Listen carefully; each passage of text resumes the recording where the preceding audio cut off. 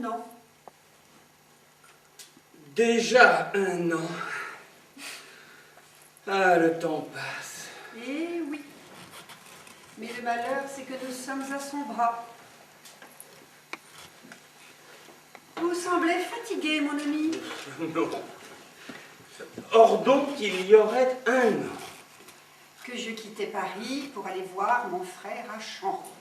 Il y a un quart d'heure que nous sommes sur le sujet. Enfin, vous voici de retour. 1 an déjà. Tiens donc.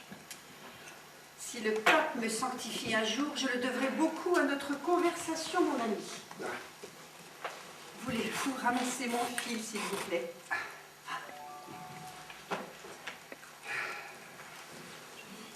Merci.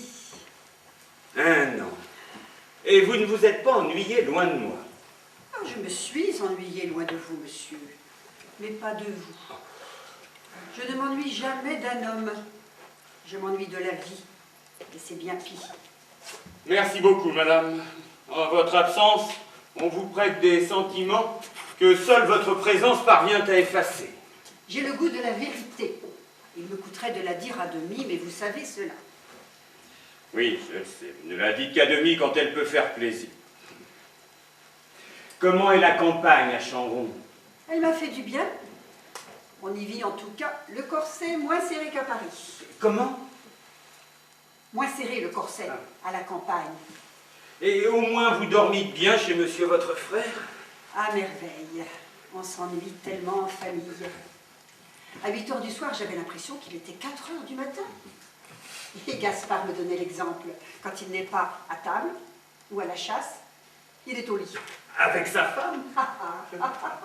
Elle est si grosse qu'il lui faudrait toute la nuit pour en faire le tour. Et qu'il arriverait sur les genoux au terme du périple. Oh, je le vois s'endormant en chien de fusil auprès de son épouse. Mais oui, en chien de fusil. N'est-il pas grand chasseur? Si je n'avais pas rencontré cette jeune personne à Chamron, je crois que je serais tombée dans ce genre d'esprit, monsieur. Vous avez dit une jeune personne? Exquise. Elle m'a fort distraite.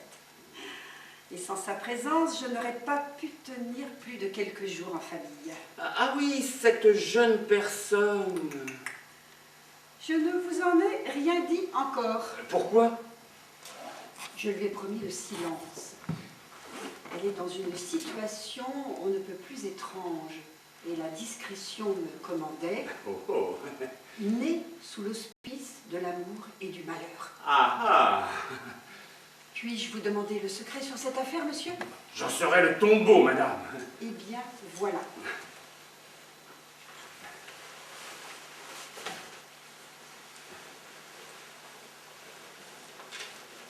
Gaspard, mon frère, le maître de Chamron. Oui, Gaspard de Vichy, le chasseur, votre frère. A eu jadis la comtesse d'Albon pour maîtresse. Une d'Albon de Saint-Forget? Oui, oui, une vieille famille du Dauphiné. Elle était séparée de son mari quand elle rencontra Gaspard qui lui fit une fille. Une fille qu'il ne reconnut pas, une fille prénommée Julie, et à laquelle on donna le nom de l'Espinasse. Une terre depuis longtemps dans la famille des Albons. L'enfant fut élevé tendrement avec sa mère et avec ses enfants légitimes. Et puis, quand la petite eut 7 ans, Gaspard se maria. Devinez avec qui? Avec la comtesse d'Albon devenue veuve? Ah là, monsieur, vous donnez dans la facilité. Non, avec Diane d'Albon, la fille aînée, elle, légitime, de sa maîtresse, qui de ce fait perdit son amant tout en trouvant un gendre. Yantre! Du coup, Julie se retrouva être la belle-fille de Diane, sa demi-sœur, épouse de Gaspard. Comment? Je vous dis que la demi-sœur de Julie devint sa belle-mère. Eh! Vous me suivez? D'un peu loin, mon ami. Et ce n'est pas tout. Belle-fille de sa demi-sœur, Julie devint en même temps belle-sœur de son père, puisqu'il venait d'épouser sa demi-sœur. Jour de Dieu. Il ne faut pas être distrait, je sais. Quelquefois, moi, quand je récapitule... Bon, enfin, je ne voulais que vous donner une idée la situation difficile de cette jeune fille dans sa famille. Je devrais dire ma famille, puisque Gaspard étant mon frère, sa fille est donc ma nièce. Là, je m'y retrouve, oui. Une nièce bâtarde, puisqu'il est légitime, mais néanmoins aimable. À la mort de sa mère, la comtesse d'Albon, Julie avait 16 ans, et elle fut recueillie par Gaspard. Et elle devint tout naturellement la gouvernante des fils de la maison. Donc, attendez que je m'y retrouve tout seul. De ses neveux. De ses demi-neveux, Oh. par Diane, sa demi-sœur, ou de ses demi-frères, par Gaspard, puisque Julie et ses enfants avaient le même père. Bon, enfin, laissons cela. Toujours est-il que cette jeune fille avait dans sa famille une position si de guingois, si subalterne, qu'elle songeait, lorsque je fis sa connaissance, à ensevelir sa jeunesse sous le linceul épais du cloître. Oh. Le couvent des Chazeaux, à Lyon, lui avait déjà entrouvert sa porte. Elle allait en franchir le seuil quand je la retins par sa robe. Oh, je me demande pourquoi je fais ces nœuds. Oh non, laissez. Oh, en fait de nœuds, ceux qui se sont formés dans ma famille ont de quoi m'occuper suffisamment. Mais cette jeune fille dont vous m'avez parlé, que vous tirâtes par la robe à Lyon, dans un couvent... Sur le seuil. Sur le seuil du couvent, avant qu'elle s'y enfermât. Je vous ai expliqué que j'arrivais à temps pour la sauver de la religion. Dieu merci. Je vois, monsieur, que votre oreille est aussi gâtée que mes yeux. À propos de ma vue qui ne s'arrange pas, je vous ai souvent dit qu'il me fallait auprès de moi quelqu'un. Oui, vous me le dites souvent. Une lectrice. Eh bien, je l'ai trouvée. La jeune fille de Lyon que vous sauvâtes par sa robe. Elle-même. Ma nièce par la main gauche. Ah, il est bien entendu, monsieur, que vous serez le seul à savoir notre parenté. Pour tout le monde, elle sera une demoiselle de ma province qui veut se faire nonne, et à laquelle j'ai offert un logis en attendant qu'elle eût trouvé le saint lieu qui l'accueillera. J'ai horreur des clabanderies. Et l'irrégularité de sa naissance ne peut que les encourager. Mais vos amis, vos vrais amis, finiront bien par savoir un jour. Oh, je veux les amener par degrés à l'avoir établie chez moi. Ne brusquons pas les choses. Elle est bâtarde. Il sera toujours temps qu'on l'apprenne. Hélas, la pauvre jeune fille. Oh, elle n'est pas à plaindre. Elle, au moins, elle aime la vie. Ah, je ne l'ai jamais aimée comme elle l'aime. Oui, mais quand on est obligé d'oublier qui l'on est, croyez-vous que l'on puisse être heureux?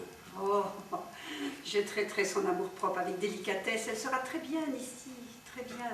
Mieux en tout cas que dans une cellule. Ah, on peut parfois y entendre la voix de Dieu. Ah, peut-être, en prêtant bien l'oreille. Mais s'il parle parfois, avez-vous remarqué qu'il ne répond jamais? Sa nature, il monologue par essence. On ne le supporterait pas dans un salon. Madame, voilà que vous rejoignez les philosophes. À cette différence, qu'ils n'ont donné congé à Dieu que pour dire la messe à la philosophie. Moi, je ne suis dévote à rien, je n'ai nul besoin de croire. Et si les gens allaient penser qu'elle était votre fille? Mademoiselle de l'Espinasse? Oui, une fille naturelle, élevée en secret à la campagne et reprise chez vous devenue grande lettre. Je ne m'en défendrai qu'en souriant. Oh, vous donneriez à penser. Mais rien, mon ami, rien. Les gens pensent d'eux-mêmes avec entrain sur cette sorte de sujet. D'autant plus que tout le monde sait à Paris que ma jeunesse à la cour du régent n'a pas toujours été Et la madame tout doux. Corbleu que cette histoire est romanesque. Ah, mademoiselle de l'Espinasse, j'en suis certaine, va vous plaire. Elle est tout mon contraire. Accorte, tendre et prête à croire à tout ce qu'on proposera à son imagination. J'ai grande hâte de la connaître. Eh bien, monsieur, considérez la chose en bonne voie. Mademoiselle, entrez, mademoiselle, on veut vous voir. Jour de Dieu, elle était donc ici. Mon vieil ami, le président Hénaud, mademoiselle de l'Espinasse, qui veut bien me servir de lectrice. Madame Dudefant m'avait dit de vous que vous étiez... Ah, mais elle est restée en dessous de la vérité. Merci, monsieur, vous me faites beaucoup d'honneur.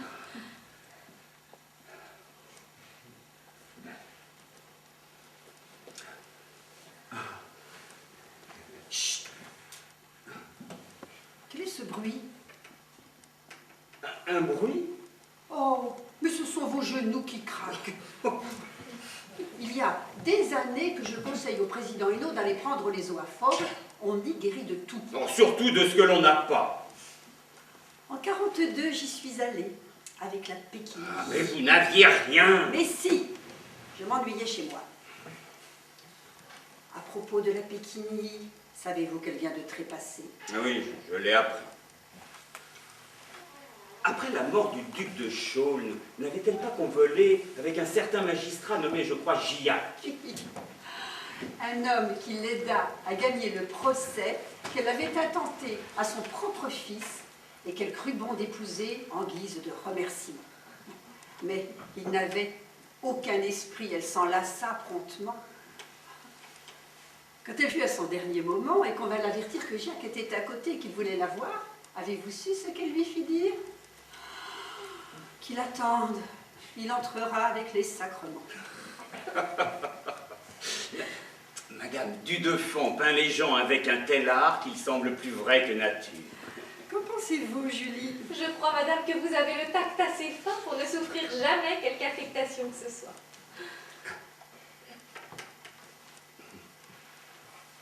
Mademoiselle, avec votre permission, je vous répéterai.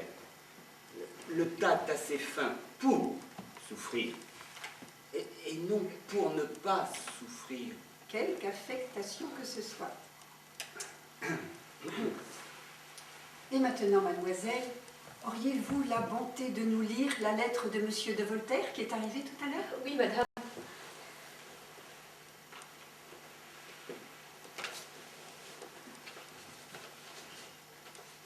Je vous félicite, madame, vous et monsieur le président Hénaud, de vivre souvent ensemble et de vous consoler tous les deux des sottises de ce monde par les agréments délicieux de votre commerce. Il est, me dites-vous, un peu sourd. Comment? Chut. Non. Et c'est bien triste d'être sourd pour un homme qui vit avec vous. Je vous plains moins de n'y voir plus. Pour moi, j'en suis réduit à l'état d'Abélard. Mais malheureusement, je ne peux pas goûter la consolation de vous dire c'est avec vous que j'ai perdu le peu que je regrette. Lisez, mademoiselle. Il me reste pourtant la consolation de voir verdir mon herbe et croître mes moissons. Je vous demande bien pardon, madame, de vous parler ainsi d'un plaisir qu'on goûte avec les yeux, vous qui ne connaissez plus que ceux de l'âme. Je vous trouve admirable de soutenir si bien votre état. Vous jouissez au moins de toutes les douceurs de la société. Il est vrai que cela se réduit presque à dire son avis sur les nouvelles du jour. Il n'y a que les goûts et les passions qui nous soutiennent dans ce monde. Vous mettez à la place de ces passions la conversation et la philosophie, et moi, madame, j'y mets le tendre et très respectueux attachement que j'aurai toujours pour vous. Je souhaite à votre ami la santé, et je voudrais qu'il se souvînt un peu de moi. Le galant homme. Comme vous lisez bien, mademoiselle. Il n'y a pas de mérite avec une si belle lettre. Ah, je suis charmée. Je vous l'avais prédit, monsieur. Madame, vous êtes si bonne. Eh bien, on me l'aura dit au moins une fois dans ma vie. Ah, je crois qu'il serait temps de passer au salon. Nos amis ne vont plus tarder. Mais qu'avez-vous, Julie? Vous paraissez toute pâle. Je suis intimidée, madame. Elle est charmante. Il y aura beaucoup de monde? Une douzaine de personnes. Et rien que des habitués. Ah, mis à part Monsieur Turgot, que vous avez tout récemment fait nommer maître des requêtes auprès du Parlement et qui vient ici pour la première fois, et un Anglais, le vicomte de Taaffe, de passage à Paris. Oh, ne vous tourmentez pas, ma reine. Il vous suffira d'écouter et de sourire finement à tout ce qu'on dira, car ce ne pourra être qu'aimable. On ne vous en demandera pas plus pour aujourd'hui. Je serai près de vous, madame? Oui, juste un peu en arrière de mon fauteuil. Comme cela, je vous protégerai des questions indiscrètes. Alors, votre bras, monsieur, je vous prie.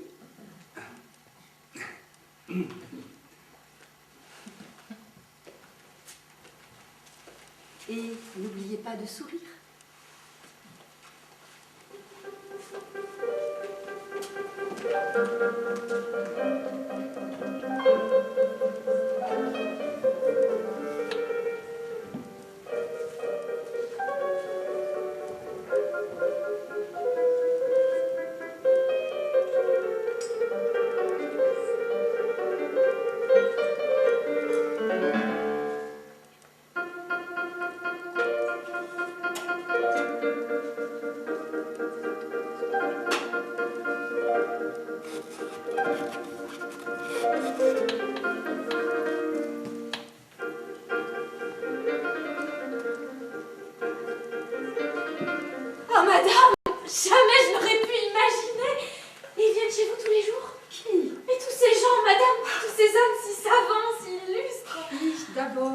De me conduire à mon fauteuil. Oui, pardonnez-moi, madame.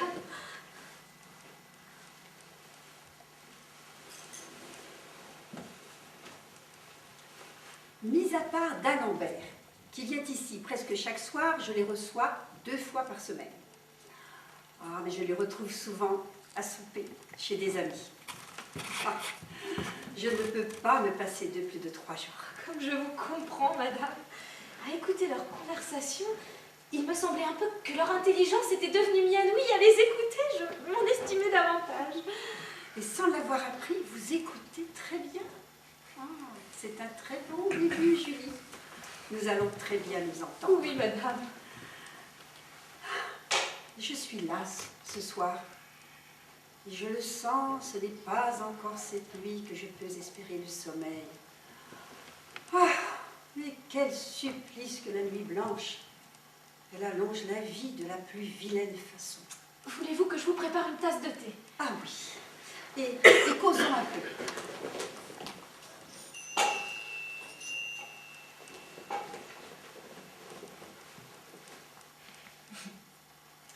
Que dites-vous de ce monsieur de Taaffe? J'ai cru vous entendre sourire à certains de ses mots. M'entendre sourire? Oui, puisque vous n'avez pas ri quand il vous a parlé si galamment, j'en ai conclu que vous lui avez au moins fait un sourire. Il est vrai que je l'ai trouvé fort aimable. Il l'est, très certainement.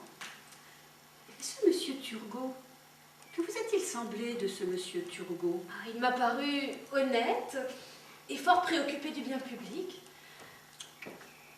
Un songe creux. Tout ce qu'il a dit des réformes qu'il voudrait voir s'opérer m'a semblé du dernier chimérique. Et encore a-t-il gardé pour lui le meilleur que m'a confié d'Alembert. Ah, figurez-vous qu'il veut faire payer l'impôt par tous.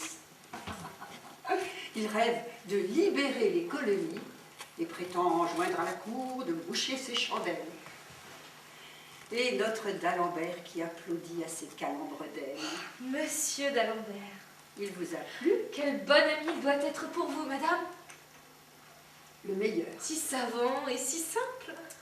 Il vient de refuser, par modestie et par esprit d'indépendance, la présidence de l'Académie de Berlin que le roi Frédéric lui proposait.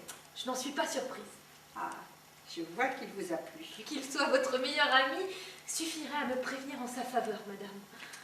Un enfant naturel, trouvé sur un parvis d'église et qui dut se faire tout seul, mais dont la carrière a besoin d'être aidée et je m'y emploie. S'il ne soutenait pas que l'homme est libre, il ne manquerait rien à son esprit. Vous ne pensez pas qu'il le soit? Libre, l'homme? Oh, il ne l'est même pas de dormir quand il veut. Mais si l'homme pouvait, s'il pouvait se libérer, estimeriez-vous que ce serait un bien? Les hommes craignent en secret d'avoir à décider d'eux-mêmes. Ils ont besoin d'un Dieu, d'un souverain, d'un système de loi.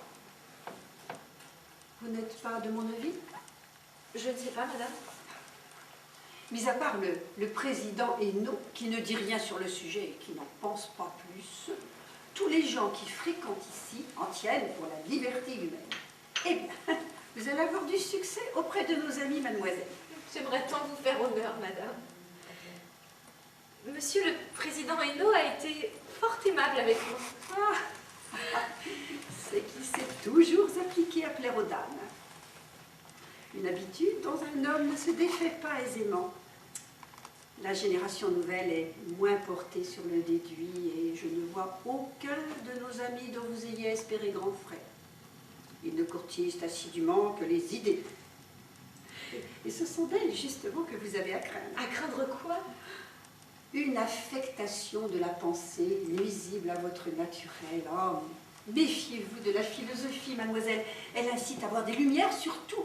Et c'est d'une pédanterie fâcheuse. Et cependant, vous recevez les philosophes? Oui, j'apprécie leur compagnie. Parce qu'ils sont intelligents, jusque dans leurs illusions. Que l'intelligence est bien le dernier trait dont on se lasse chez un homme. Ils ne pensent donc pas comme il faut, selon vous? Oh, ils pensent noblement, mais de travers. Est-il donc interdit de s'indigner du mal qui se fait en ce monde? Ah, je vois que vous êtes déjà tout imprégné de la pensée de nos amis. Revenez à Montaigne, mademoiselle, il a des opinions. On a l'esprit débarbouillé quand on sort de Montaigne. Je l'ai lu, mais... Eh oui, pour vous, c'est une vieille lune. Est-ce un péché, madame, que de s'intéresser aux écrivains de son époque? J'ai grâce à vous la chance de pouvoir connaître et admirer des hommes qui survivront dans la mémoire des siècles. Allez-vous me le reprocher, madame? Julie, je ne vous fais aucun reproche. Apprenez seulement à vous méfier de tous ces doctes qui prétendent penser pour vous. Oh, et puis ne me remerciez de rien, je ne fais jamais rien par bonté. Je serais enterrée dans un couvent, madame, si vous ne m'aviez tendu la main. Je vous dois le grand jour, une position, peut-être des amis. Ah, l'amitié a besoin de temps. Mais j'ai toute la vie, madame. Oh, avec quel appétit vous le dites. Toute la vie. Oh. Toute ma vie, moi, je me suis demandé pourquoi elle m'avait été donnée. Et moi qui chaque jour rends grâce au ciel d'être sur terre et d'avoir fait de vous ma protectrice et ma parente. Julie, je vous ai demandé de ne jamais faire allusion à notre parenté, même entre nous. La réputation de ma famille est à ce prix. Oui, je sais, vous y avez de la difficulté, mais je ne vous en aimerai que davantage. Pour moi, madame, je vous aimerais sans contrat, tel que vous êtes. J'aurais voulu jadis qu'on me le dise. Il n'est plus temps. À la cour du régent, où j'ai vécu jadis, on se riait des hommes de cœur. Le cœur n'était pas à la mode. Alors, ne servant plus, il se racornissait. J'ai eu 20 ans sous la régence. À vous entendre, on ne peut pas penser que ce fut un bonheur pour une femme. Ah, à cette époque, on ne pensait pas au bonheur, mais au plaisir. Pas à l'amour, mais à la volupté. Oh, tout était si facile aux hommes. Il suffisait, à n'importe lequel, de dire 3 fois à une femme qu'elle était jolie, pour qu'elle le remercie à la première, qu'elle le croie à la seconde, et qu'elle le récompense à la 3e. Il nous fallait plaire à tout prix, sous peine de n'être pas vus. C'était à la cour qu'il fallait l'être, oui, oui. Parce que c'était à la cour qu'en nous désirant, les hommes pouvaient faire de nous un peu plus que nous-mêmes. Ne s'intéressez donc pas à votre esprit et à votre cœur.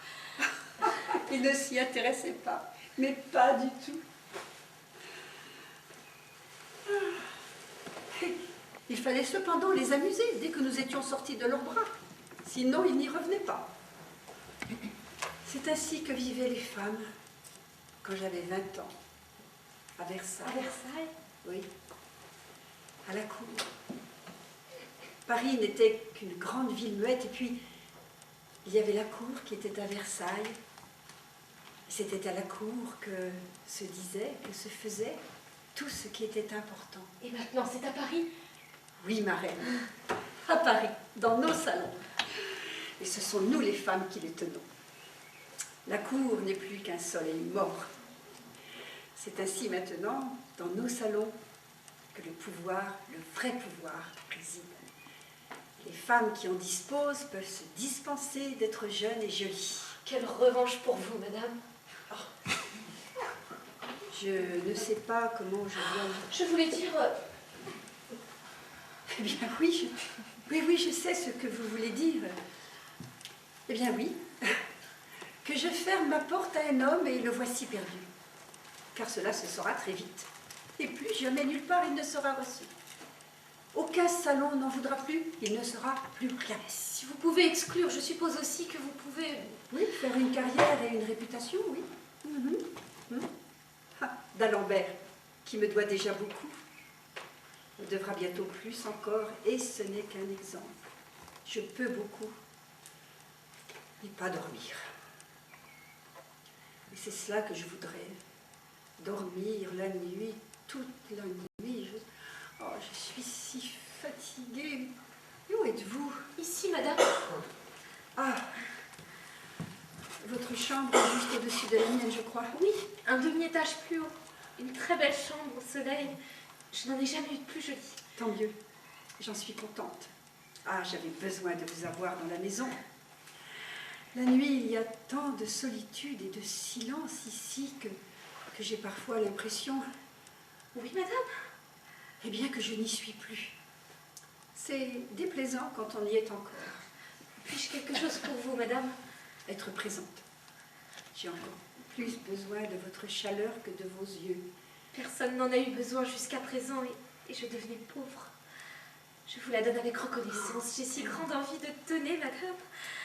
Et moi, de recevoir de vous ce qu'on m'a toujours mesuré. Ah. Je crois que nous nous complétons. Vous manquiez à mon salon, Julie. Avec vous, il sera sans concurrence. Je vous écouterai toute la nuit, madame. Ah, vous en seriez vite lasse, je n'ai que de l'esprit. Et une personne comme vous ne peut s'en contenter longtemps. Allez vous reposer. Je souhaite que vous puissiez aussi. Vous allez dormir tout de suite, et ce sera bien mieux. Très bonne nuit, Julie.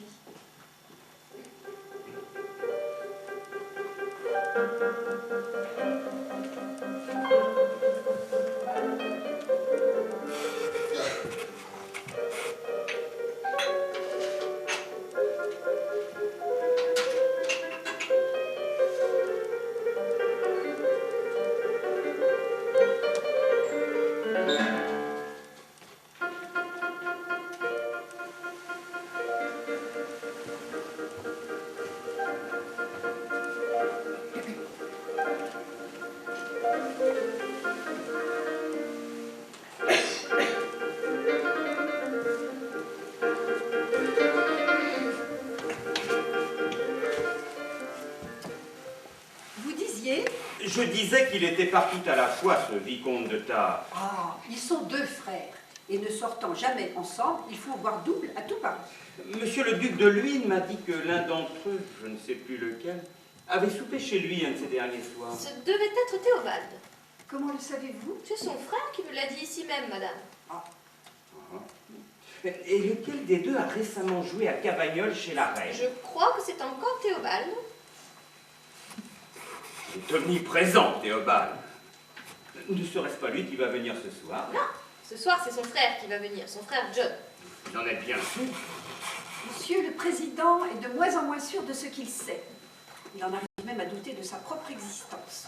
Il est assez convaincant dans ses beaux jours pour nous communiquer ce doute. Je ne sais pas ce que je suis. Je ne suis pas ce que je sais. Hein, n'est-ce pas profond? Je suis l'auteur de cette pensée-là. Je ne l'ai pas encore comprise. Julie, je vous demanderai de nous relire à de ces soirs quelques-unes des lettres anglaises de Monsieur de Voltaire. Ces jeunes gens m'ont redonné la curiosité des mœurs de leur pays. Oui, je suis sûr que mademoiselle de Lespinasse y prendra un grand intérêt. J'aime toutes les lettres de Monsieur de Voltaire. Oui, oui, surtout quand il explique le fonctionnement du Parlement législatif. Une jeune personne qui ne se sentirait aucune curiosité envers cette institution-là serait, ma foi, fort étrangement faite. Allons, monsieur, allons. Cessez de taquiner, mademoiselle.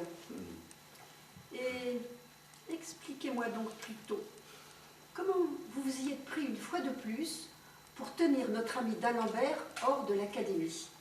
Mais qui puis-je, madame? Je n'étais pas le seul à voter. Si mes confrères ont estimé que monsieur d'Alembert... N'ajoutez rien, monsieur, je sais que vous ne l'aimez pas. Je tiens le géomètre en grande estime. Mais vous ne l'aimez pas. Et vous n'êtes pas favorable à son élection. En moins d'1 an, 3 postes ont été vacants, et les 3 fois, vous avez voté contre lui. Ah non, madame, pas contre lui. J'ai dû lui préférer son adversaire, voilà tout. Oh, lui préférez Clermont, qui n'a pas écrit une ligne, et qui n'a même pas daigné prononcer son discours de réception. Son père est mon ami d'enfance. Et Bougainville, ce bigot, ce médiocre. Bon, il était sur le point de trépasser. Êtes-vous à l'Académie pour y administrer les mourants? Ou pour y recevoir des hommes de talent? En tout cas, le suivant, là, ce Boissy, dont nul n'a jamais entendu parler, il était, lui, en excellente santé. J'ai appris qu'il venait de faire d'un coup 2 enfants à sa femme. J'ai beaucoup ri à l'une de ses pièces. Oui, je sais. J'étais avec vous. Mais c'était une tragédie. Le public l'a beaucoup aimé. Eh bien, il fut le seul. Si je peux me permettre, madame, il me semble que Monsieur d'Alembert attache moins de prix que vous à cette élection.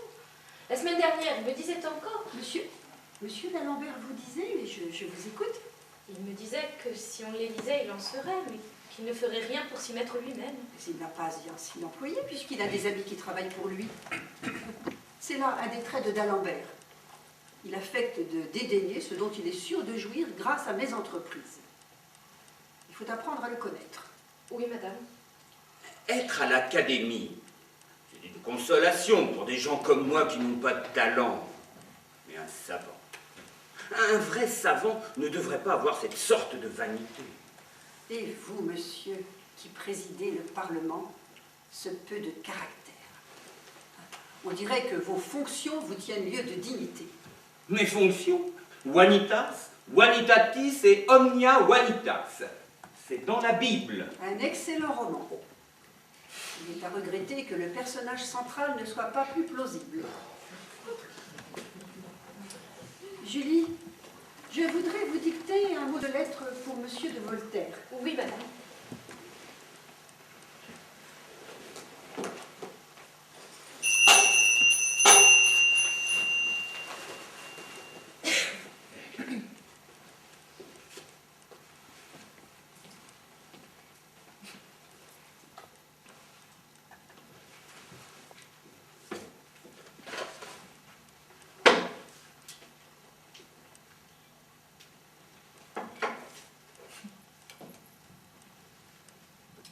Votre dernière lettre, monsieur, est charmante. Vous me dites que vous voulez que je vous fasse part de mes réflexions. Monsieur, que me demandez-vous? Monsieur, que me demandez-vous? Elle se borne à une seule et elle est triste. C'est qu'il n'y a qu'un malheur dans la vie. Et que toutes les conditions, toutes les espèces me semblent également malheureuses, que toutes les conditions, toutes les espèces me semblent également malheureuses, de l'ange jusqu'à l'huître. Oui, le fâcheux est d'être né. Et l'on peut dire de ce malheur-là que le remède est pire que le mal. Et l'on peut dire de ce malheur-là que le remède est pire que le mal. Je suis fâchée. que M. d'Alembert, dont vous me demandez des nouvelles, soit resté une fois de plus aux portes de l'Académie, alors que tant de marmousets d'auteurs se prélassent dans ses fauteuils. Alors que tant de marmousets d'auteurs se prélassent dans ses fauteuils. Ses mérites sont très nombreux, et vous savez combien je lui suis attachée. Mais qui désarmera la malveillance? Une de mes amies me disait ces jours-ci qu'il lui manquait au moins un talent qu'elle considérait comme indispensable. Elle me disait donc qu'il n'était qu'un Candide. Madame, Écrivez. Que la nature l'avait voué à l'innocence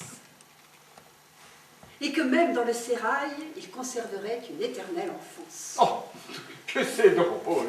Même dans le sérail, une éternelle enfance. Oh, je vous retrouve, marquise! Pour moi, je suis certaine qu'il se tirerait bien de tout ce qu'il entreprendrait, y compris du discours de réception qu'il devra faire un jour, ce qui, tout bien considéré, est moins facile que de faire plaisir à une duchesse. Écrivez-vous, mademoiselle? excusez ma distraction, madame, je repensais à quelques mots que d'Alembert m'a dit hier soir quand vous arriviez au salon. Oui, oui, j'avais remarqué votre aparté. Il m'a dit qu'il s'était passé une chose très grave à Toulouse. À Toulouse. Oui, madame. Pourquoi n'a-t-il pas attendu que je sois là pour vous en informer? Je ne sais pas, madame. Peut-être a-t-il pensé que ce qui s'était passé à Toulouse avait pour vous peu d'intérêt. On vient dire oui, oui, c'est un innocent avant de l'étrangler. Oh, quelle horreur! Il était huguenot. Mais cela ne suffisait pas pour l'expédier. On ne tue plus les gens pour la religion. Non, madame, mais leur religion suffit à les rendre suspects. Et il n'y a pas loin du suspect au coupable. Il avait donc Calas, Jean Calas. Ce n'est pas la première fois que j'entends ce nom. Monsieur de Voltaire le cite dans une de ses dernières lettres. Eh bien, retrouvez-la, mademoiselle. Ce cher Voltaire. On roue un homme au fin fond de la France et le voilà qui prend la mouche.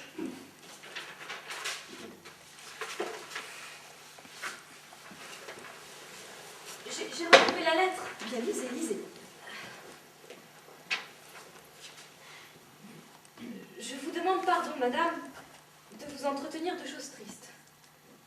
Un marchand drapier de Toulouse, huguenot de confession, a été accusé, sans enquête, sans preuve et sans instruction, d'avoir pendu un de ses fils de crainte que ce jeune homme ne se fît catholique.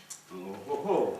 Intimidé par une population fanatisée, le Parlement a soutenu à la pluralité de 8 voix contre 5 qu'il était parricide. Jean Calas a juré jusqu'au bout que son fils s'était pendu par mélancolie. On l'a supplicié, on l'a roué. Au moment de son dernier souffle, il a cité ses juges au tribunal suprême. Le plus horrible fanatisme a ainsi triomphé, car j'ai fait refaire l'enquête et j'en ai maintenant acquis la conviction. Calas était le plus honnête et le meilleur des hommes. Il avait dit la vérité. Je combattrai tout le temps qu'il faudra pour que son innocence soit prouvée, qu'il soit réhabilité. Les siens seront sauvés du déshonneur. Cela revient à soutenir qu'un homme condamné par 8 magistrats aurait le front d'être innocent. Mais Voltaire sait-il que le roi lui-même, ne peut en appeler du jugement d'un parlement, le sait-il? Oui, il le sait, monsieur, mais il prétend que cette souveraineté est inique. Hein? Vous avez dit inique? Inique un parlement? Il l'a dit à monsieur d'Alembert qui me l'a rapporté. Qui vous l'a rapporté? Oui, madame, en votre présence. Ah, à voix si basse que je n'ai pas entendu. Monsieur d'Alembert a même cru bon d'ajouter que des juges qui, par légèreté, par lâcheté, ou pire encore par malveillance, déshonorent un innocent et l'envoient au supplice. Oh mais intervenez, madame, intervenez! C'est ainsi des pervertis de la justice et de ceux qui font métier de la servir. Il a dit cela d'Alembert, vous en êtes bien sûr. Oui, monsieur. Il a terminé en disant que Voltaire est en train de prouver à l'Europe que la philosophie n'est pas qu'un jeu d'idées. Et que l'intolérance, le fanatisme et le mépris des forts pour les faibles auront dans l'avenir affaire à elle. Eh bien moi, je vous dis, je dis et je soutiens! Ne dites pas, monsieur, car ce serait parler du bout des lèvres et contre votre cœur, qui est bon, je le sais. Si Jean Calas est innocent, comme l'affirment messieurs de Voltaire et d'Alembert, son malheur est notre malheur. Et le meilleur de nous souffre de ce qu'il a souffert. En acceptant légèrement ce que notre société fait endurer aux pauvres gens, nous nous retrouvons sa complice. Et dans cette complicité, monsieur, c'est notre âme que nous perdons. Bien, bien, bien, mademoiselle, vous aurez eu le dernier mot. Mais assez sur ce sujet qui ne serait pas de mise au salon. Vos amis ne sont pas venus pour passer la soirée dans le prêche et le prône. Allons, monsieur, donnez-moi votre bras. Et plus un mot, je vous prie, sur cette horrible histoire.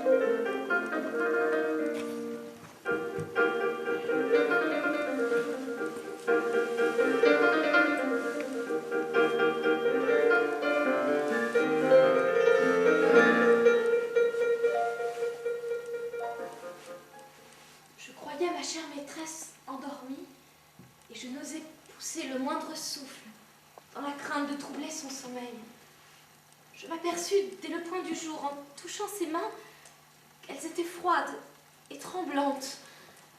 Je les approchai de mon sein. Elle sentit ce mouvement et faisant un effort désespéré pour saisir les miennes, elle me dit d'une voix faible qu'elle se croyait à sa dernière heure. N'exigez pas de moi que je décrive mes sentiments, ni que je rapporte ces dernières expressions. Je la perdis. Assez, cela suffit. Ce dégrieux est un fripon, et cette fille, cette Manon, une cata. Oui, c'est vrai, madame. Tant pis pour eux. Quel est l'auteur de ce roman? L'abbé Prévost. Oh, l'abbé Prévost. Où allons-nous si les prêtres se mettent à écrire des romans d'amour et les amants à invoquer le ciel en faveur de leur turpitude? Il faut de l'ordre en tout, mademoiselle. Et nul besoin de croire en Dieu pour en être persuadé. Que deviendrait notre société si on ne respectait plus l'ordre? Je ne sais pas, madame. Une jungle. Et encore les animaux ont-ils pour eux de ne point pouvoir s'exprimer? Quand on entend légiférer à Monsieur Diderot, on a la nostalgie de leur mutisme. Mais quelle idée a eu d'Alembert d'amener ici cet énergumène? Ils sont amis depuis longtemps et Monsieur Diderot dirige l'encyclopédie. Cela n'excuse pas ces mauvaises façons, je n'en veux plus chez moi. Si des hommes de cette grossièreté s'introduisent dans nos salons, c'en est fini de ce que nous voulons y conserver. J'espère qu'il vous a déplu ce Monsieur Diderot. Certes, il est négligé sur lui. Crotté jusqu'aux cheveux. Et il parle trop et trop fort, j'en conviens. Pour dire des inconvenances et des sottises. Et il m'a semblé qu'il ne disait pas que cela. Un rustre. Il n'a pas l'usage du monde, j'en conviens, mais il a une ardeur, une intelligence. Il ne vous a donc pas déplu, je m'en doutais. J'ose penser, madame, qu'un homme qui consacre sa vie à l'encyclopédie ne peut être jugé uniquement sur sa mine. Et moi, je vous dirais, mademoiselle, que l'encyclopédie n'est pas pour moi un passeport et que son directeur ne sera plus reçu chez moi. Je ne mets point si haut le savoir pour accepter le débraillé de ceux qui le propagent. Je comprends votre point de vue, madame. Si vous aviez un salon, mademoiselle, en ouvririez-vous la porte à Monsieur Diderot? Oui, madame. Eh bien, je n'ai plus rien à dire. Ou plutôt si. Ouvert à Monsieur Diderot et aux gens de sa sorte, votre salon aurait au fait de devenir une place publique, on s'y attrouperait. La bonne compagnie se réunit. Vous faites, j'en suis sûre, la différence. Oui, je la fais, mais n'en pense pas moins que les idées qu'on échange dans les salons peuvent naître en des lieux moins bien famés. Et que certaines personnes, quelle que soit leur mine, ne doivent qu'à leur talent de pouvoir s'exprimer entre compagnie. Oh, je le dis sans vouloir vous offenser, madame. Oh, je ne m'offusque pas, mademoiselle. À peine suis-je déçue de constater que de la bonne compagnie où vous êtes entrée depuis que vous êtes chez moi, vous n'ayez vu que la surface. Une surface dont la légèreté, la frivolité vous irritent secrètement.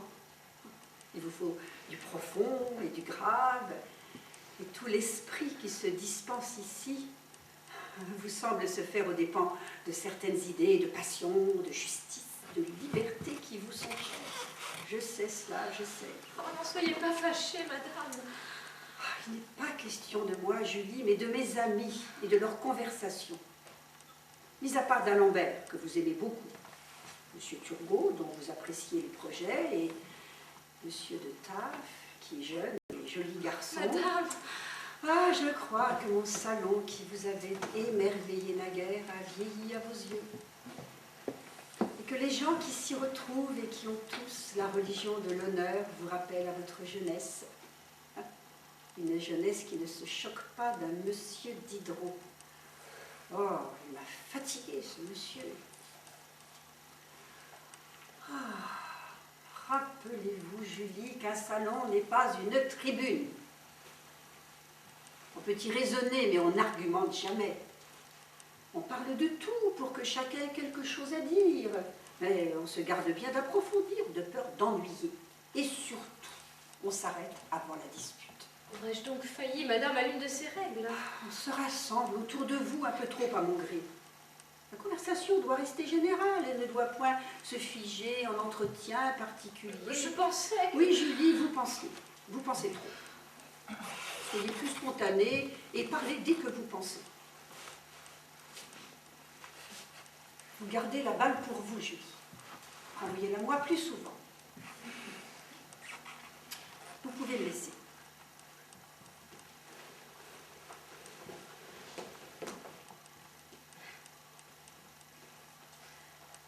Madame, encore un mot. Oui? Oh, madame. Oh, si vous saviez, il m'arrive et je ne sais comment. Mais moi, je sais, Julie, je sais. Ah, vous savez? Oh, ne faites pas tant de barras, mon enfant. Vous ne savez comment m'exprimer l'amitié que vous avez pour moi. Mais quand je vous aurais dit que j'en suis venue à vous considérer comme ma fille, oui. Oui, une fille dont je ne saurais plus me passer, qui par son affection, par ses soins, m'est devenue indispensable. Vous verrez que nous sommes quittes. Mon Dieu! Allez vous reposer. Vous m'avez paru fatiguée tout à l'heure. Je pensais que vous m'aviez deviné, madame. Ah? Y aurait-il encore quelque chose? Oui, madame, et vous seule qui êtes pour moi comme une mère. Oh! Je n'ai jamais dit cela, ma chère enfant. J'ai dit que moi, je vous considérais comme ma fille. Il n'y a point nécessairement de réciprocité. Je pensais... Vous pensiez un peu vite sur ce sujet. Je vous en prie, madame, entendez-moi. J'aime monsieur de Taff. Monsieur de Taff. Et je crois que j'en suis aimée. Oui, madame. Ah, le célèbre Théobald? Non, l'autre. Eh bien, quelle nouvelle! Ainsi, monsieur de Taff vous aimerait. Il vous l'a dit? Il ne me l'a pas dit encore avec les mots. Mais son regard, l'altération de sa voix, le bouleversement de son être, oui, je peux dire qu'ils me l'ont dit. En silence. Il a dû cependant le rompre un instant pour se conduire en honnête homme. Il vous a proposé le mariage? Je ne lui en ai pas encore laissé le temps. Ah. Oh, vous pensez que vous pensez que je suis naïve, vous êtes fâchée, j'aurais dû m'en douter. Mais vous êtes jeune et vous avez envie d'être aimée. C'est naturel à votre âge et je ne puis vous en blâmer. Monsieur de Taff est fort bel homme et il peut plaire, en dépit d'un soupçon de suffisance. Alors il a suffi qu'il se taise pour que vous brodiez sur son silence. Un phénomène répandu chez les jeunes personnes qui parlent plus qu'elles n'écoutent. Vous apprendrez à écouter. J'étais à bonne école dans votre salon, madame. Je l'espère bien. Vous pensez que je suis... Emportée, mon enfant, emportée et ravie. Mais cela ne dure qu'un temps. Vous allez retrouver votre raison sans trop de peine. En quoi l'ai-je perdu, madame? Épargnez-moi, Julie, de vous dire certaines choses qu'il me serait, disons, déplaisant d'expliquer et vous d'entendre. Certaines choses? Mais elle crève les yeux. Du côté de l'aîné, pour commencer par lui. Le frère de monsieur de Taff? Oui, le célèbre Théobald, un joueur acharné, un tricheur professionnel. Savez-vous qu'il a été embastillé pour dette? Et sans doute espion de surcroît. Je le tiens de Choiseul, qui sait de quoi il parle. Il n'a rien à faire avec John. Oh, nous en sommes à John. Pourquoi monsieur de Taff ne m'aimerait-il pas? Enfin, mademoiselle, essayez de comprendre à demi-mot. Pourquoi ne m'aimerait-il pas? Quant un homme d'honneur aime une jeune personne, il en tire les conséquences. Et vous me l'avez dit vous-même, monsieur de Taft n'en a rien fait. Il le fera. Il le fera, je suis sûre qu'il le fera. Non, il ne le fera pas. Comment le savez-vous? Il est venu, ici, hier soir, à ma demande, après votre départ. Je savais, j'avais deviné qu'il s'était noué quelque intrigue entre vous, et je voulais être éclairée sur ses intentions. Il est venu chez vous hier soir. Je viens de vous le dire. Il ne m'a rien dit de cela quand nous nous sommes vus hier à 6 heures. J'avais cru bon de lui demander le secret sur notre rendez-vous. Il faut que je le voie, que je lui parle. Je suis désolée, Julie, il est reparti ce matin pour l'Angleterre. Oh non. Il m'a dit qu'il ne pouvait pas vous épouser, et il m'a chargé de vous exprimer ses regrets. Il serait marié. Mais non, mais il est vicomte. Eh bien. Vous n'avez pas de dot, et vous êtes bâtarde. Il a fallu que vous le disiez, ce mot. Bâtarde. Il avait toujours eu en arrière-pensée. À chaque instant, depuis mon arrivée chez vous, vous ne cessâtes de me dire, jusque dans vos silences, que je n'étais née de personne aux yeux des gens et que ma place, auprès de vous, tenait à l'oubli de mon ascendance. Je m'en suis souvenue. Je dois le reconnaître. À ma place, en retrait et toujours dans votre ombre. Il me semblait que vous aviez accepté notre contrat. Oui, avec l'espoir que vous le dénonceriez dès que je vous aurais prouvé par mon affection que je pouvais prétendre à une identité. Et je vois bien que je suis restée ce que j'étais chez votre frère. Une parente illégitime, inavouable. Ah, je n'oublie pas que vous m'avez tendu la main, que vous m'avez ouvert votre maison, fait connaître vos amis. J'aurais tellement aimé avoir pour vous un peu plus que de la reconnaissance. Madame, pourquoi m'avoir si peu aimée? Revenons à monsieur de Taff. Je n'ai voulu que prévenir un sentiment dont vous n'aviez rien à espérer. Il vaut mieux être prévenu que de guérir par force. J'ai seulement aimé et être aimée. Je ne voulais pas voir plus loin. Vous m'y avez forcé. Je l'aurais bien fait toute seule. Allons, Julie, nous en reparlons.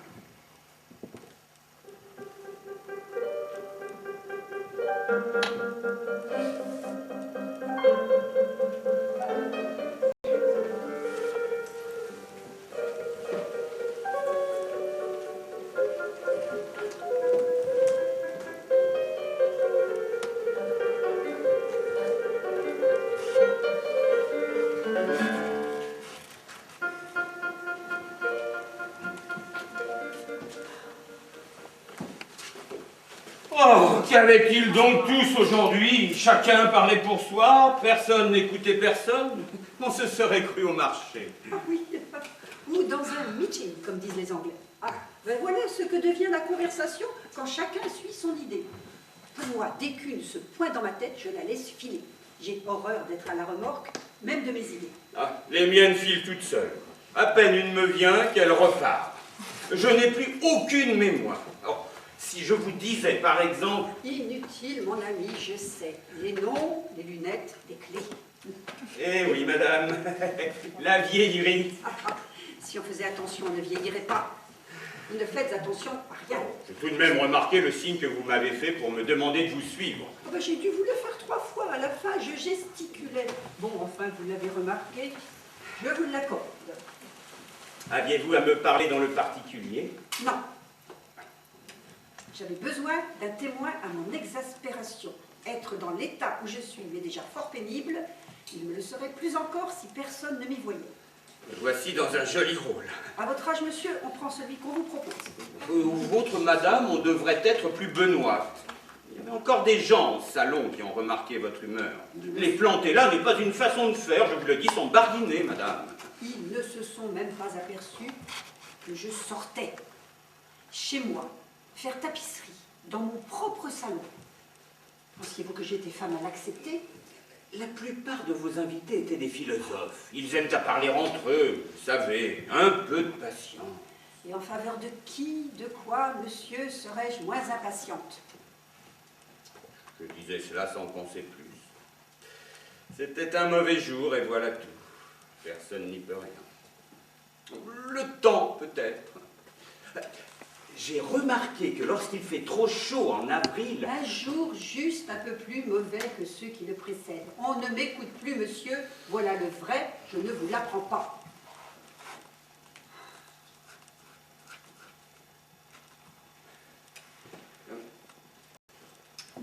Où est mademoiselle de Lespinasse? Au salon. Elle n'est pas fâchée d'y rester après moi. Pourquoi lui avez-vous cédé la place? Mais parce que j'ai tout fait. Mais soyez sûr que je vais la reprendre, ma place. Et avec les honneurs. Et pas plus tard que tout de suite. Ah, madame, une grande nouvelle, et qui, j'en suis sûre, va vous réjouir. Le procès de Calas va être révisé. L'arrêt vient d'être promulgué par le Conseil d'État. Qui vous l'a dit? Monsieur Turgot, pendant que je le raccompagnais jusqu'à la porte. Il a attendu ce moment? Une si importante nouvelle au moment de sortir? Peut-être a-t-il pensé qu'elle ne constitue pas un sujet de conversation. Monsieur Turgot est un homme plein de délicatesse. Il n'a pas voulu imposer à l'Assemblée. Vous vous moquez, mademoiselle. Attendez, un arrêt du Conseil d'État? Oui, monsieur. Un arrêt qui infirmerait le jugement d'un Parlement? Vous avez très bien entendu, monsieur. La réhabilitation de Calas est maintenant plus qu'un espoir. C'est le triomphe de Voltaire et un grand moment pour nous tous. Oh, diable! Avez-vous l'impression, mon ami, de vivre un grand moment? Attendez. Qui vous l'a dit? Qui vous a dit que le Conseil d'État... Monsieur Turgot, dès qu'il a été seul avec mademoiselle, Il m'a fait cet honneur. dont il nous a privés. Monsieur Turgot n'a certainement pas pensé vous faire injure, madame, en vous taisant une information dont il n'ignorait pas qu'elle vous touchait peu. Comment Monsieur Turgot peut-il imaginer un instant qu'un arrêt remettant en cause une décision du Parlement pouvait ne pas m'intéresser? Mais c'est un fait sans précédent et lourd de conséquences. En se substituant à notre autorité, en nous subordonnant au mandataire du pouvoir, le souverain que... Allons, monsieur, ne vous échauffez pas. Cela ne vous vaut rien. Le roi fait ce qu'il veut. Qui nous dit en outre que Voltaire n'avait pas vu juste à cette occasion? L'homme était peut-être innocent. J'ai grand plaisir à vous l'entendre dire. Je le dis d'autant plus volontiers que cette affaire ne m'a jamais intéressée. Elle n'est pas de mon ressort. Et la conviction que mettent certaines gens à en discuter me semble pour le moins suspecte. Ah, Ce n'est pas tant la justice qu'ils aiment que les juges qu'ils n'aiment pas. Parce que les juges, les lois, le Parlement représentent la monarchie. Que la monarchie n'a plus leur approbation. Mais laissons cela. Non, en effet, ce qui me choque, bien plus que l'affaire Calas. Pourquoi souriez-vous, mademoiselle? ai-je souri? Oh, j'en suis persuadée, comme si j'avais eu votre visage sous les doigts. Mais de quoi vous réjouissez-vous? Excusez-moi, madame, mais je crois savoir ce qui vous choque. Eh bien, dites-le-nous. Que Calas ait été roué injustement, que son procès soit révisé, qu'il soit réhabilité, vous importe peu, en effet, je le savais. Mais que monsieur Turgot m'en est la première informée. Eh bien, j'en suis étonnée, oui, il est vrai. Je vais devoir réformer mon jugement sur ce monsieur Turgot.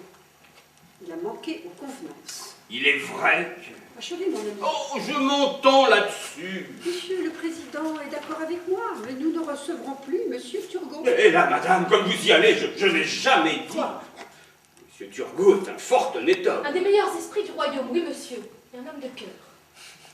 Mais il n'est pas de cœur assez haut, ni d'esprit assez intelligent quand on manque à la bienséance. Il y aura encore, hélas, des salons à Paris pour lui ouvrir leurs portes. Eh oui, les usages se perdent. On ne sait plus où l'on en est. Par exemple, dans ma jeunesse, un homme mettait son chapeau quand il entrait dans un salon. Oui, son chapeau. À propos de salon, mademoiselle, on dirait que le mien est devenu un peu étroit. Que vous en semble-t-il? Il faudra repousser les murs Ah oui, ou recevoir moins de personnes. vous ne voyez que cette solution. Mais le fait est que mes amis, mes vrais amis, ont maintenant du mal à m'approcher. Monsieur le Président me le disait avant que vous n'arriviez. Remettez-vous à votre place. Oh, on ne vous entend plus et l'on vous voit à peine. Il a raison. Qui a raison? Ainsi, Ce n'est qu'en aparté, pendant que ces messieurs échangeaient leurs idées avec les vôtres, qu'il a pu me glisser à l'oreille une nouvelle qui, me semble-t-il, fera un peu d'ombre aux mésaventures posthumes de ce marchand drapier de Toulouse. Une nouvelle plus importante que... Oui, que l'affaire Calas.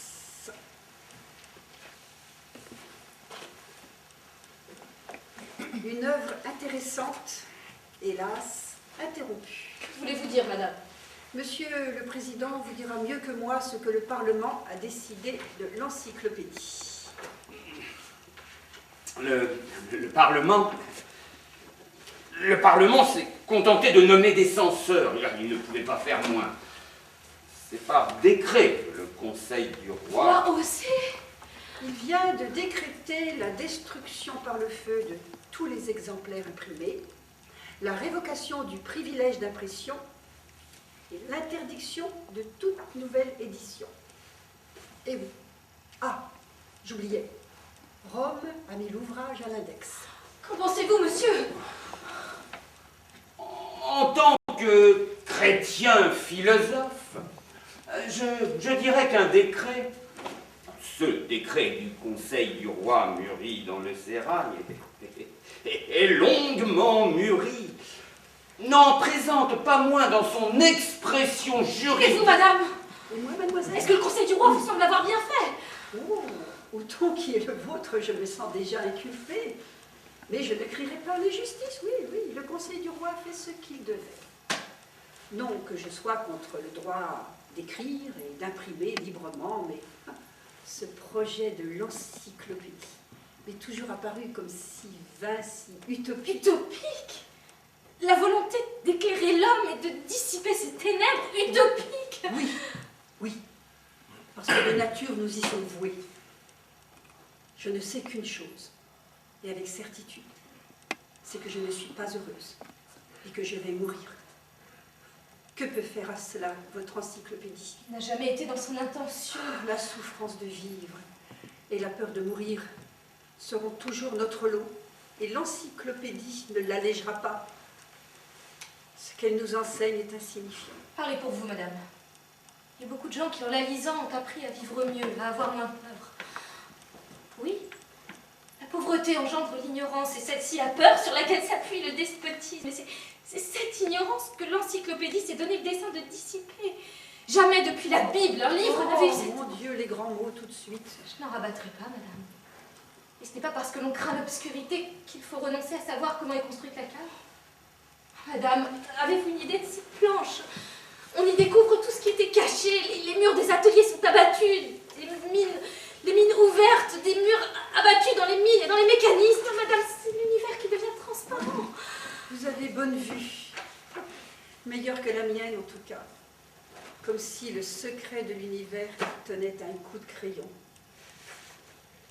J'admets fort bien qu'on interdise un livre qui répand ce genre de sottises. Et puis, la justice du roi ne se discute pas. Est-ce vous qui parlez ainsi, madame? Oui, moi, mademoiselle. L'ami des philosophes, mais l'ennemi de la philosophie. Il est temps que cela se sache. J'en ai assez d'écouter sans broncher les divagations de ces rêveurs qui me serinent leurs sottises à longueur de jour. Assez de ces rêveurs qui font la roue au nom de leur belle âme et de leur vain savoir. Où allons-nous? Si la tradition, la justice et la monarchie sont battues en brèche par le moindre grimaud de collège, je vous le dis tout net. J'en parlais hier au soir avec monsieur de Très Malzerbe. bien. Il pense que le Conseil du roi est allé un peu vite en ce qui touche à l'encyclopédie, et je ne suis plus loin d'en juger comme lui.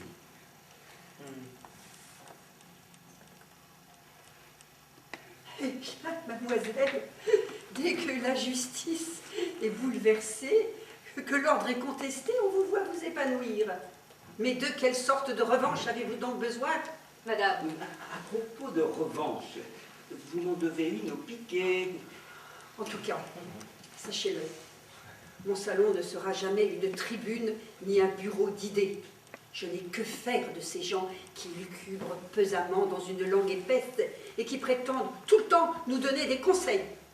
Ah, si l'avenir leur appartient comme vous le pensez, oui, oui, je sais que vous le pensez, eh bien je n'y entrerai pas. Moi, pas avec eux. Et maintenant, laissez-moi, mademoiselle. J'ai besoin de repos.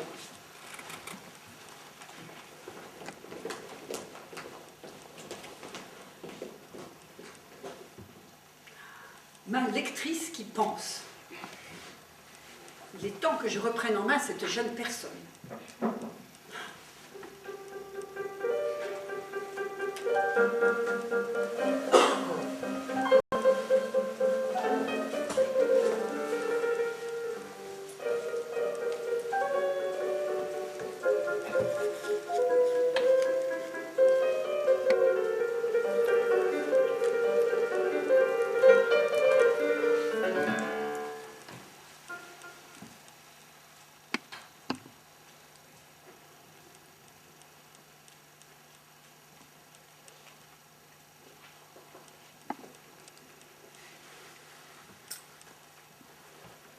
Monsieur.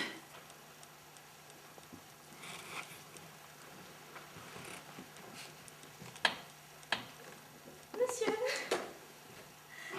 Madame Dudéfend, qui a dû sortir un instant avant votre arrivée, m'a chargée de vous dire qu'elle ne serait pas de retour avant 6 heures. Je vous en prie, monsieur.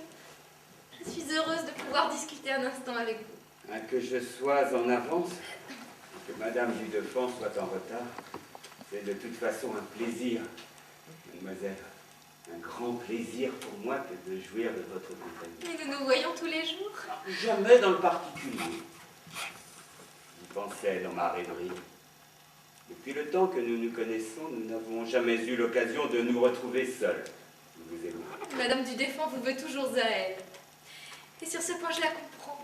Il est de ces amitiés qu'on ne partage pas. J'ai toujours regretté que la sienne me prive de la vôtre. Oui. Il me semble en effet que depuis longtemps j'ai des choses à vous dire, mais que dans une conversation générale... Il se perd cette intimité qui donne tout son lien à l'entretien de deux personnes conversant librement entre elles. Oui, j'ai moi-même souvent éprouvé ce regret. Je savais que vous aviez tant de choses à m'apprendre et j'enrageais de pouvoir en profiter tranquillement, tout à mon aise. Est-il bien vrai, hein, mademoiselle, vous me comblez. On va plus loin dans l'amitié au coin du feu que sous le lustre d'un salon, à l'évidence. Et cependant, vous y brillez dans le salon, ma chère enfant. Tous les amis de la marquise en sont tombés d'accord. Votre présence illumine cette maison. Madame Dudéfend n'ignore pas qu'elle vous doit beaucoup. Oh, je ne lui dois pas, moi. Elle a besoin de vous, de vos yeux, de votre aide. Une aide dont elle tend parfois à abuser, j'ai pu le constater. Monsieur... Ah, abuser, je le maintiens. Que votre générosité ne vous le cache pas et que votre reconnaissance est sa limite. Je vous le dis sans m'échauffer, par esprit de justice, un esprit qui chez vous ne sommeille jamais. Monsieur, vous me faites plaisir. Il est bon de vous entendre dire, je dois l'avouer, ce que je m'interdis moi-même de penser. Comme vous êtes délicat. J'ai toujours eu besoin de m'estimer, monsieur. Ce besoin serait-il venu à me manquer que bien souvent, à de nombreux moments de ma vie, je crois que je serais tombée. Ma pauvre enfant. Depuis l'âge très tendre où je perdis ma mère, je n'ai plus entendu ces mots, monsieur. Ils me touchent. J'avais espéré au début, lors de votre arrivée, que la marquise aurait à cœur de vous faire oublier votre condition d'orpheline. À cœur. Elle n'a pas la vocation maternelle. À tout le moins. Il eût été si doux pour moi de voir en elle un peu plus qu'une protectrice. Mais pouvais-je demander plus qu'elle ne pouvait donner? Je me suis faite à sa froideur. Ah oui, mais vous en souffrez. La souffrance a toujours fait partie de ma vie. Je ne la distingue plus de mon destin. Ah, cette marquise! Je vous en prie, monsieur. Comment? La chance lui envoie dans sa maison une jeune personne au charme et à la grâce incontestable à tous les yeux. Elle en use froidement, sèchement avec vous. Alors qu'elle vous a nuit et jour auprès d'elle, à portée de la main. Elle résiste sans effort au plaisir de saisir la vôtre, d'en remercier chaque doigt, de les baiser. C'est sans doute, monsieur, que vous avez la vocation paternelle. Oui, peut-être. À moins que... La vocation paternelle, je n'en jurerais pas. Puis-je vous appeler Julie? Je n'aurais pas osé vous en prier. Julie. Mais que cela reste entre nous comme un secret. Qu'iraient penser les gens qui comprendraient? Certainement pas la marquise. Oh, elle serait bien la dernière. n'a-t-elle pas un peu raison de sonder ma sincérité? Ne suis-je pas en ce moment coquette? Et vous-même, monsieur, n'allez-vous pas penser Oh, Julie! On ne voit pas toujours clair en soi-même. Eh bien, n'y regardons pas trop, c'est se donner trop d'importance. On ne ferait plus rien si l'on s'interrogeait toujours. Nous devons pourtant être honnêtes. Il va de soi, mais ne pouvez-vous pas espérer à bon droit une amitié sincère et un peu moins de solitude? Je connais la vôtre, Julie, et j'espère bien être le seul à la connaître. Il est vrai que je suis bien seule.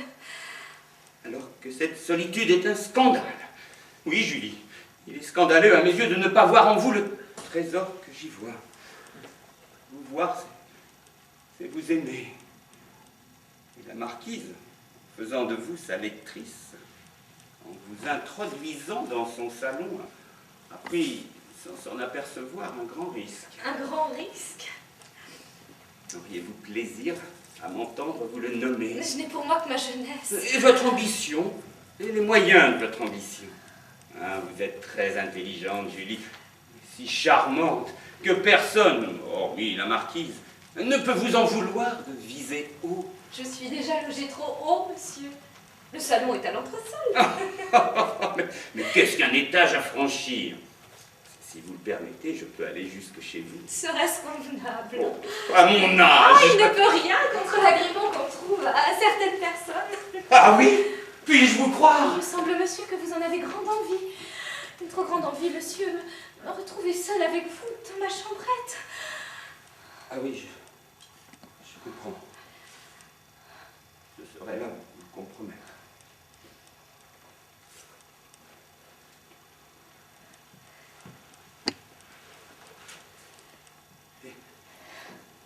Et si les premières fois j'amenais un ami ou deux, des gens qui vous feraient honneur, certes la conversation en serait moins intime, mais votre réputation serait sauve. Et à quels amis pensez-vous, monsieur?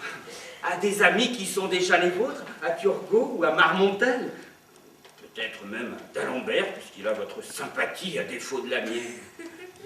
Je me consolerais de ne pas vous avoir tout à moi, en goûtant au plaisir de réunir autour de vous une petite société qui déjà apprécie les ressources de votre cœur et votre art d'écouter. Comme il est bon d'être entendu de vous, monsieur.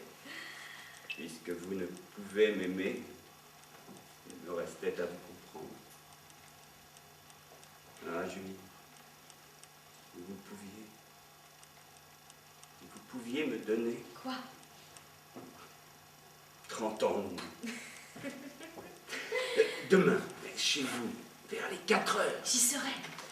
Mais prenez garde à la dernière marche. Elle craque. Oh!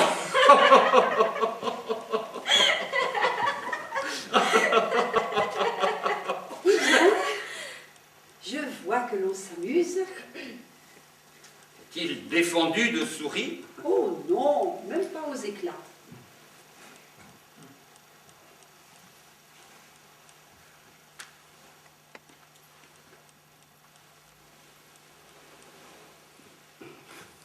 Pouvez-vous m'apporter mes pantoufles, mademoiselle? J'ai le pied fatigué.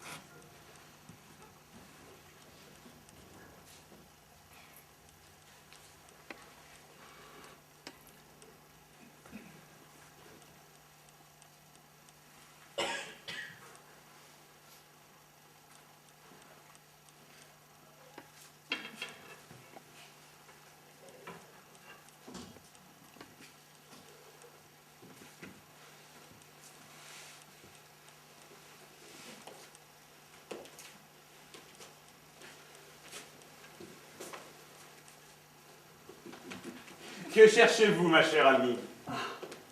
Enfin, mais que se passe-t-il? Quelle heure est-il?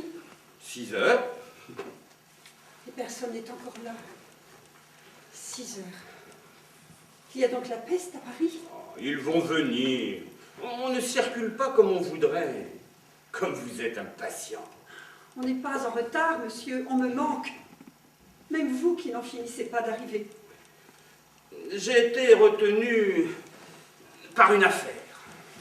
À votre âge, une affaire. Une bonne fortune, encore je comprendrais, mais une affaire. J'avais rendez-vous avec monsieur Dubois. Ah oui, je ne vous l'ai pas dit. Je vais faire retapisser mon salon en moire bouton d'or orné de nœuds. En noir, bouton d'or, orné de nœuds. Et le voilà, l'échantillon. Et je le vois, votre salon, j'en fais le tour. Comment? Pourquoi voulez-vous faire le tour de mon salon? Ah, où en étais-je? Ah oui, à mon tapissier qui était ce matin à Versailles. Il m'a dit que Madame de Pompadour était à toute extrémité.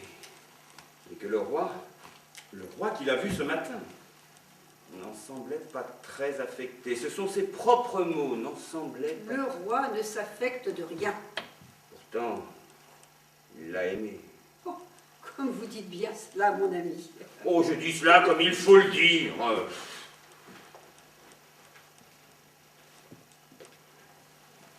Où est mademoiselle de l'Espinasse? Est-ce moi que vous venez voir ou bien ma lectrice? J'espérais la voir avec vous, vous voir ensemble, enfin. Eh bien, il faudra vous contenter de moi. Ma lectrice ne vous aidera pas à supporter ma conversation. Hélas. Quoi? Que le fait est là. On vient me voir de moins en moins souvent et je dois rester seule en ma compagnie. Il n'en est pas pour moi de plus mauvaise. Cependant, vous avez de l'esprit pour deux, madame. Oh, oui. Pour m'ennuyer 2 fois plus qu'une sotte, oui, en effet. Ah, j'ai beau me dire que lorsqu'on n'a pas de talent et qu'on n'a plus de passion, on n'a plus rien à faire ici-bas. Je ne puis me résoudre à m'en aller. Et cette absurde envie de vivre encore ajoute à mon ennui. Ah, pour faire toute seule le tour de mon salon, mon fantôme devrait suffire. Et où êtes-vous? Ici, madame. Ah, pouvez-vous m'amener à mon fauteuil?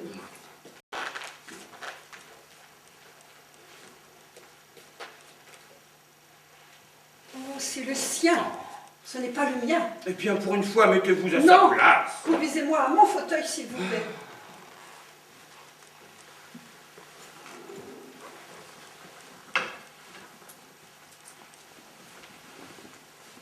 Quelle femme vous faites?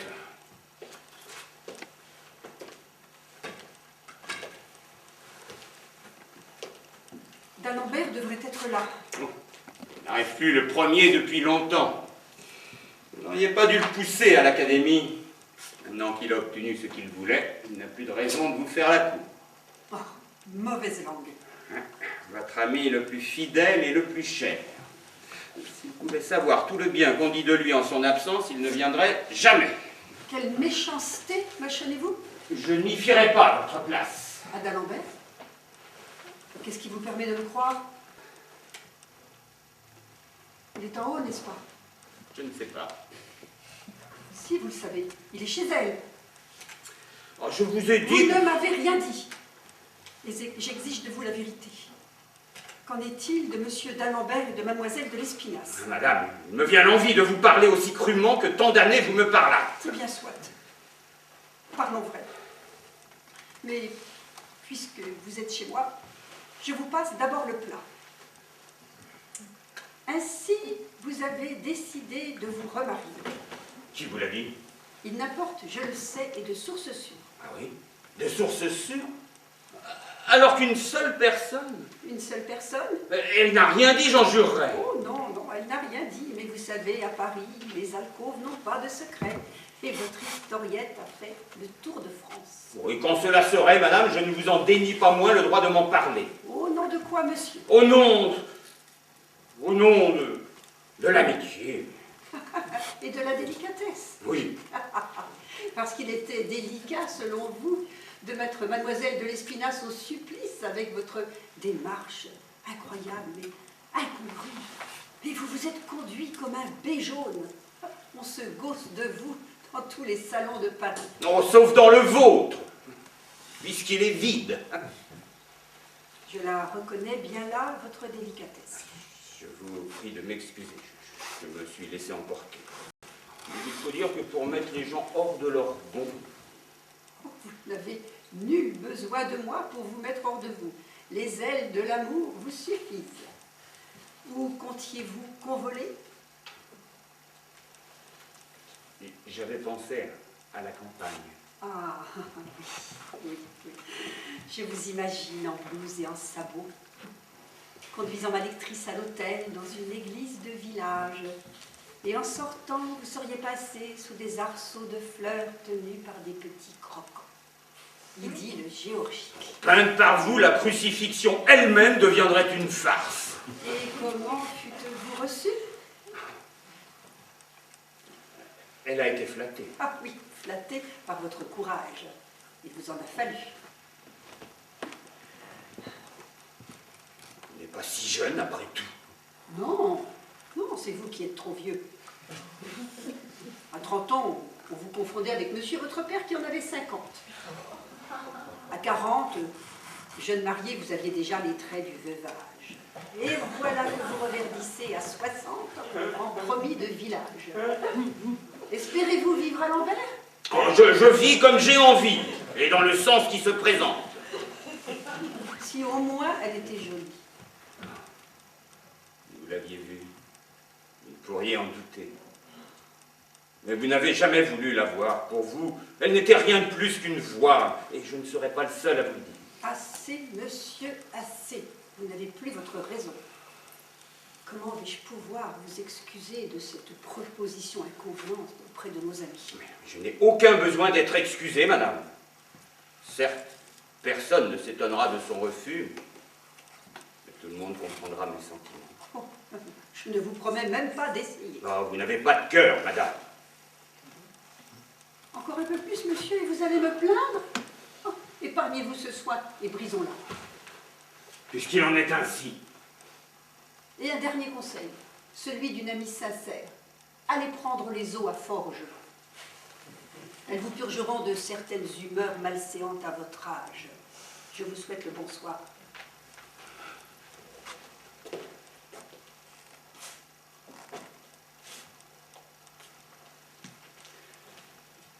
Ne m'avez-vous pas dit que l'on parlait de moi dans les salons?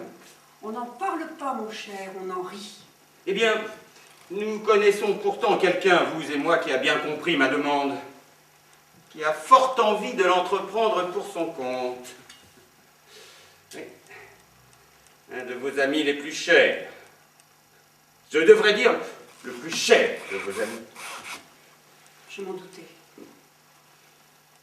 Il est chez elle, n'est-ce pas? Et pas seulement lui. Vous passez tous chez elle avant que de venir chez moi. Et vous y arrivez toujours plus tard. Oui, chaque jour un peu plus tard. Je le savais. Oh, je n'aurais jamais dû m'attacher à cette jeune personne. Elle n'est pas de ma famille.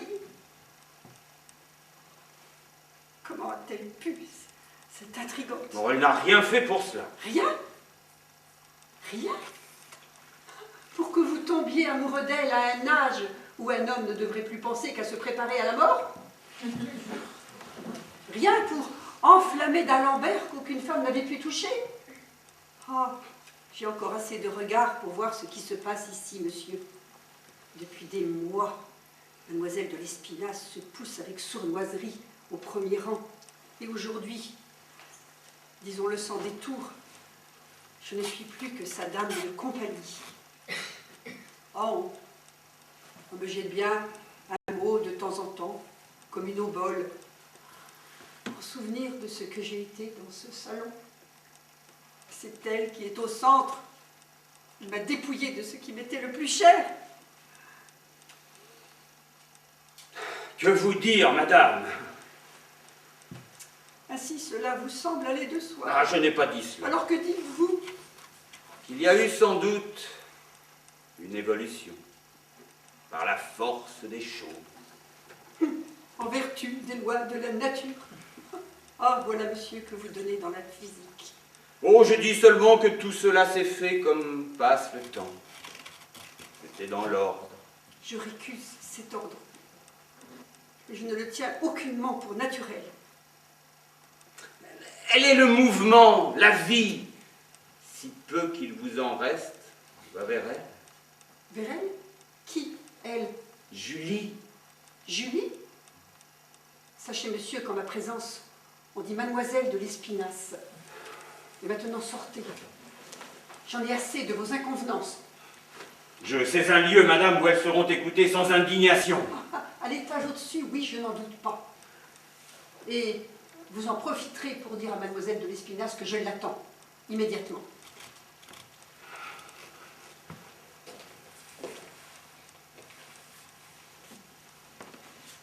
Encore là? Madame, si je sors après ce que vous m'avez dit... Eh bien, vous ne viendrez plus me voir. Eh bien, monsieur, je m'en consolerai. Allez, monsieur, allez poursuivre où vous voudrez vos amours ancillaires. Jaloux! Hein? Quoi, moi? Jalouse? De cette fille?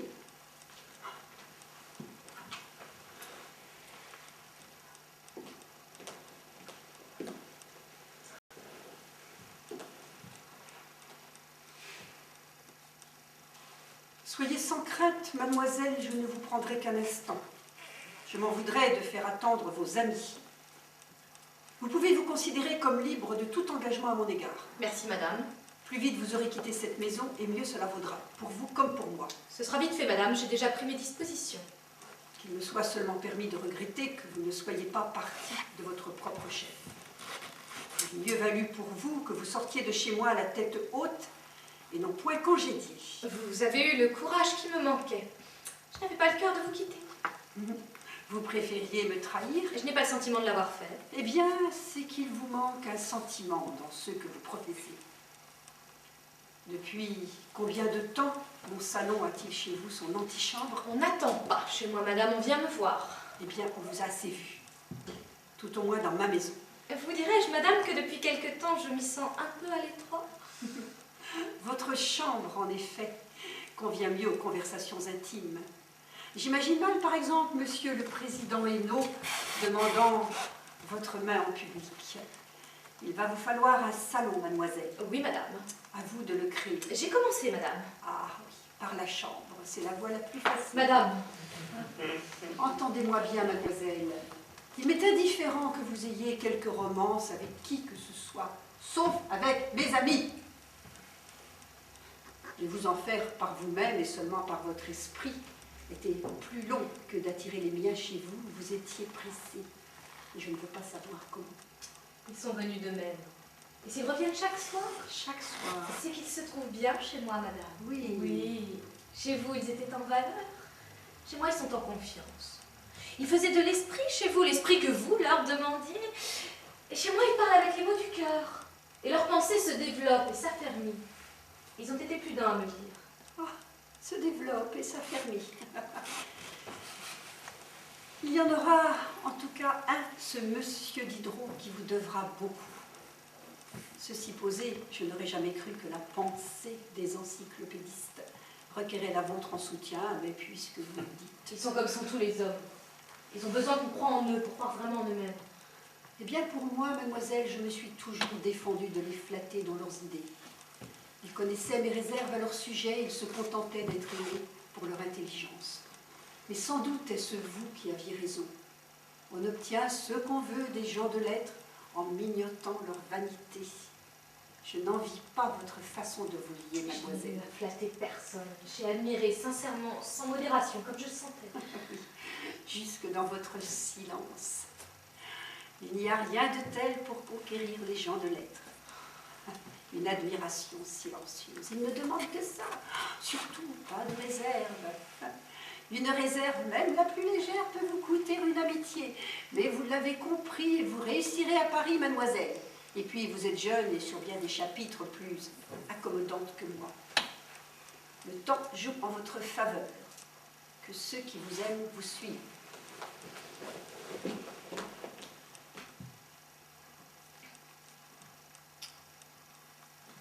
Qui vous fera la lecture, madame? Je Je trouverai quelqu'un.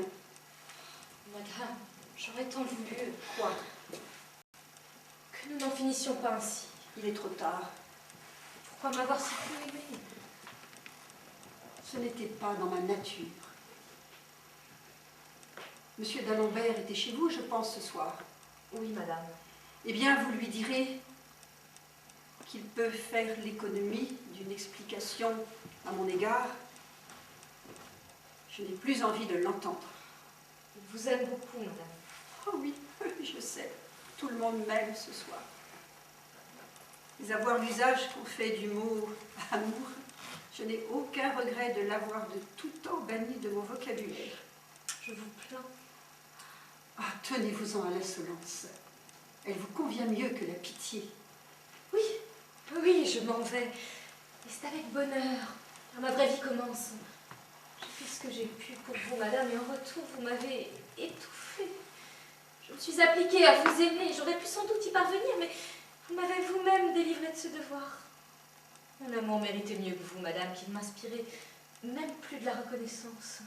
Jolie nature. N'oubliez pas que nous sommes du même sang. Ah oui, par la faute de mon frère. Oui, je sais, je suis une bâtarde.